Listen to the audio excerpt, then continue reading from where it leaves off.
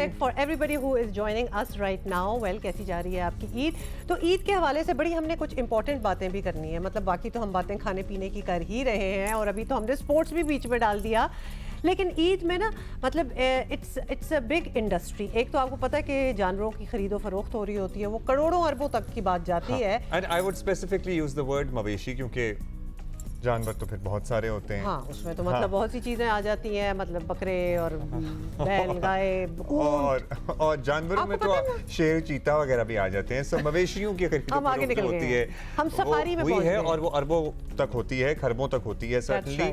फिर उससे जुड़ी जो इंडस्ट्री है, आपको पता है, चाहे वो छुरियां बनाने की इंडस्ट्री हो, चाहे वो जो ज़बीहा की इंडस्ट्री है, ज़िबा करने वाली इंडस्ट्री है वो हो, फिर गोश्त की इंडस्ट्री है वो हो, फिर इसके अलावा एक और इंडस्ट्री है, वो है लेदर इंडस्ट्री।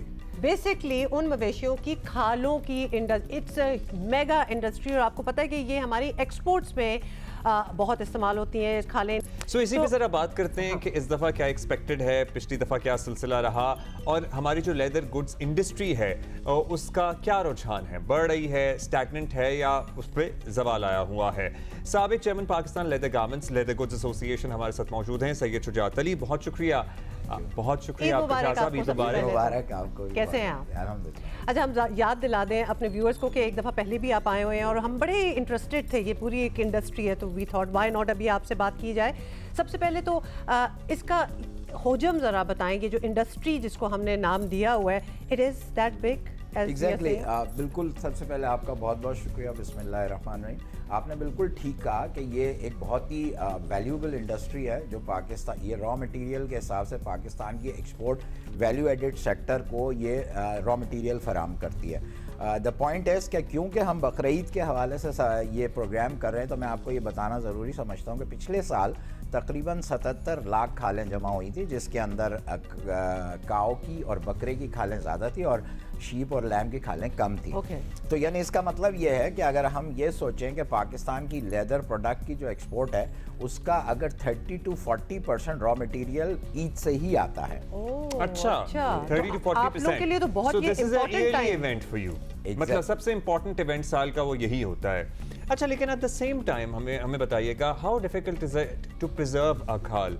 क्योंकि बहुत सारी खालें हम ये सुनते आए हैं, पता नहीं आप बताएंगे, कि ख़राब भी हो जाती हैं बिकॉज मौसम इतना गर्म है और फिर लोग उस तरह से एहतियात भी नहीं बरतते। फिर बड़े कोई लेके जा रहा है, नहीं लेके जा रहा, लोग मोस्टली पीपल डोनेट तो ज़ाया ही हो जाती है बिकॉज पीपल डोंट रियलाइज। क्या ऐसे होता है? बिल्कुल ऐसा ही है, और ये चंद सालों से, इससे पहले ऐसे नहीं था। देखें अब्दुल्ला, हमको एक सच्चाई के साथ कुछ बातें करनी चाहिए। जैसे हमने आपको पहले भी बताया, ये रॉ मटेरियल जब इंडस्ट्री में आता है ना, तो हम सबसे ज़्यादा अच्छी बात ये होती है कि इंटरनेशनल मार्केट में हम कॉम्पिटिटिव हो जाते हैं और प्राइस कम हो जाती है और हमें बाहर से माल नहीं मंगाना पड़ता। रॉ मटेरियल दुनिया में किसी भी मुल्क का जो रॉ मटेरियल होता है, वो उस मुल्क का एसेट होता है। अच्छा, अब आपका जो सवाल है ना, क्या ये सही बात है कि खालें ज़ाया हो जाती हैं? ईद के अंदर ये सही बात है। वजह क्या है उसकी? देखिए, खाल के अपनी एक हैयत होती है। खाल को अगर विद इन 1 or 2 आवर अगर आप नमक ना लगाएं, जिसका केमिकल नेम सोडियम क्लोराइड है, तो वो खाल 2 से 2.5 घंटे में ख़राब हो जाती है। क्योंकि जैसे आपने खुद कहा कि गर्मी की वजह से, तो गर्मी जो होती है वो खाल को ख़राब कर देती है। अब आपको 2 से 3 घंटे में किस तरह से आप या तो आप उसको एक साए वाली जगह पर रखें, या फिर आपके पास वो सोडियम क्लोराइड, वो नमक हो कि आपने सिर्फ जैसी आपके कुर्बानी की खाल उतरे, अब उसके ऊपर डाल दें और फिर वो सेफ हो गई आपके लिए। वो अगले 6 महीने के लिए वो खाल सेफ हो गई। लिटरली वही नमक है जो घर में नमक यूज होता है? थोड़ा सा उससे मुख्तलिफ होता है। सोडियम क्लोराइड जो होता है बेसिकली तो उसी टाइप का केमिकल तो होता है, लेकिन इसके अंदर को इसको प्रिजर्व करने के लिए कुछ और केमिकल भी शामिल किए जाते हैं। अच्छा, अब बात यह है कि ये ज़ाया क्यों होती हैं? पहले क्यों नहीं ज़ाया होती थी? मैंने जैसे आपको बोला कि 3-4 साल से मौसम का फ़र्क है। नहीं सर, होता ये था कि पहले जो NGOs जो होती थी और जो सोशल वर्क तंजीमें होती थी, वो क्या करती थी, इन खालों को जाके घरों से उठा लेती थी और उनके पास प्रिजर्व करने का ये पूरा सिस्टम मौजूद होता था। अब हुआ ये कि उन पर पाबंदी लग गई। अब जाहिर है हम कोई सियासत तो करते नहीं हैं, हम तो अपनी इंडस्ट्री को चलाने के लिए रॉ मटेरियल का इंतज़ार कर रहे होते हैं कि बकरीद आएगी और हम ये रॉ मटेरियल ख़रीदेंगे, क्योंकि ये बहुत टॉप क्वालिटी रॉ मटेरियल होता है। और मैं आपको एक बात बताऊं कि बहुत कम नाजरीन को ये पता है, दुनिया में पाकिस्तान की खालें तीसरे नंबर पर बेस्ट समझी जाती है।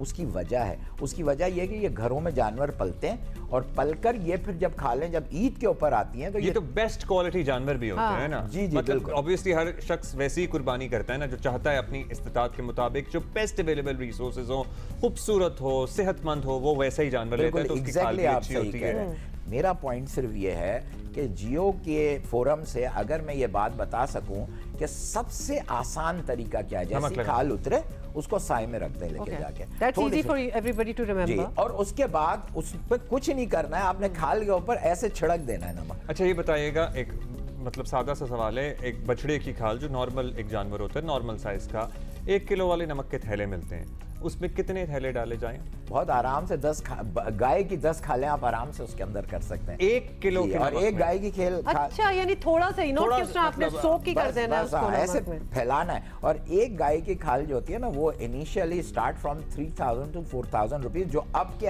आज के हालात में जहां पर काम की पोजीशन खराब है। हाँ। वरना ये जब बन के तैयार होकर आती है, यानी वो हाफ कुक होती है और हाफ कुक होकर फिनिश होती है, तो यही 3000 वाली खाल जो होती है 10,000 की हो जाती है। किसी भी इंडस्ट्री को ग्रो अप करने के लिए एक जंक्शन का, एक फोरम का होना जरूरी होता है। गवर्नमेंट ने इस साल पाकिस्तान लेदर काउंसिल बना दी। अब पाकिस्तान लेदर काउंसिल तो बना दी, बट अनफॉर्चुनेटली लेदर काउंसिल को वो राइट्स नहीं है। तो हमको चाहिए कि हम उन पर ट्रस्ट करें और leather empower coun- करें जी, उनको। और उससे आप करें। आप देखिएगा कि आपको फखर होगा कि मैं पाकिस्तान का बैग ले रही हूँ, मैं LV का बैग नहीं ले रही, क्योंकि विच इज ऑलमोस्ट सेम। तो मेरा आखिर में wise, यही right. पैगाम होगा कि थैंक यू वेरी मच, आपने इतना बर्निंग इशू को इस मौके पे, ईद के मौके पे किया। यकीनन इससे हमारे लिए बहुत फर्क आएगा, लोग लर्न करेंगे और इंशाल्लाह, आने ऐसा वाले ही है। वक्त में खालों का अच्छा इस्तेमाल होगा। थैंक यू सो शुक्रिया मच आपका। जाद साहब। Thank you. और आपको हम कहेंगे जस्ट बी माइंडफुल कि आप जब ये कुर्बानी कर रहे हैं, डोंट डिस्कार्ड स्किन। आप खाल को इस तरह डिस्कार्ड ना करें कि हमने क्या करना है, वो आपने कुछ नहीं करना, लेकिन उसकी बहुत और जरूरत है। ज्यादातर पड़े खराबी हो जाती हैं, हाँ, जितनी देर तो में आप मतलब कॉल might करते as हैं, well- अगर ये आपने आपकी किसी को देना भी है, contribution absolutely this is your contribution. Yes. जो आप चैरिटी करने की गर्ज से दे रहे हैं ना खाल, वो गर्ज आपकी खत्म हो जाएगी अगर वो खाल किसी काम की नहीं हाँ, होगी। तो So it वो is चैरिटी just- और भी कितना आपकी कम नमक सो चैरिटी मतलब तो आप डालना। कर रहे हैं खाल की, लेकिन उस पर थोड़ी सी एफर्ट डाल देंगे तो वो अल्लाह ताला आपको और ज्यादा कबूल करेगा, सवाब देगा। That is सो हमारी डिस्कशन चलती रहेगी। Think about this and do And it, we क्योंकि are अभी